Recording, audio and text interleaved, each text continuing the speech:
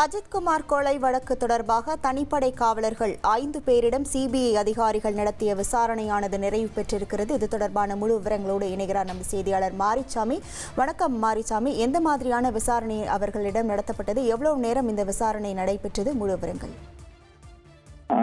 தமிழகத்தையே உலுக்கி வந்த மடப்புறம் பத்ரகாளியம்மன் கோவில் காவலாளி இளைஞர் அஜித்குமாரை காவலர்கள், அந்த மடப்புறம் காவல் நிலைய காவலர்கள் ஒரு வழக்கு விசாரணைக்காக அழைத்து சென்று அவரை அடித்து துன்புறுத்தி அவரை கொலை செய்து விட்டனர் என்பது குறித்த வழக்கு.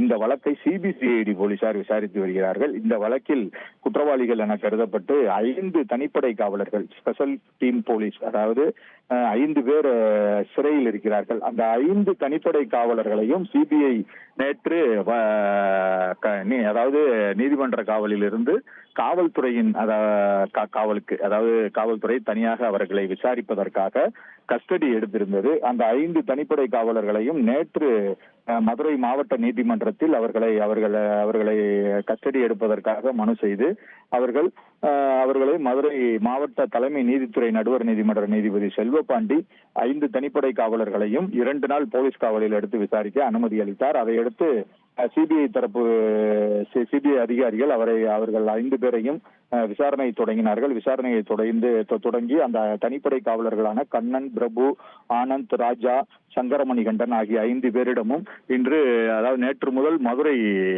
பிபிகுளம் பகுதியில் உள்ள மதுரை ஆத்திகுளம் பகுதியில் உள்ள சிபிஐ அலுவலகத்தில் வைத்து விசாரணை செய்தார்கள். நேற்று இரவு முழுவதும் விசாரித்த பிறகு இன்று பகலிலும் விசாரித்தார்கள். இன்று பகல் பொழுதில் மடப்புறம் கோவிலுக்கு கூட்டி வந்து விசாரிப்பார்கள் என எதிர்பார்க்கப்பட்டது.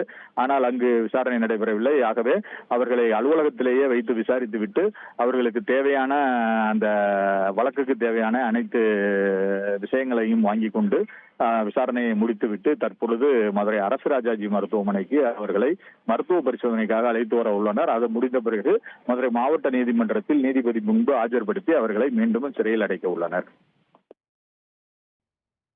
உங்கள் விவரங்களுக்கு நன்றி மாரிசாமி. இனி செல்லும் இடமெல்லாம் செய்தி.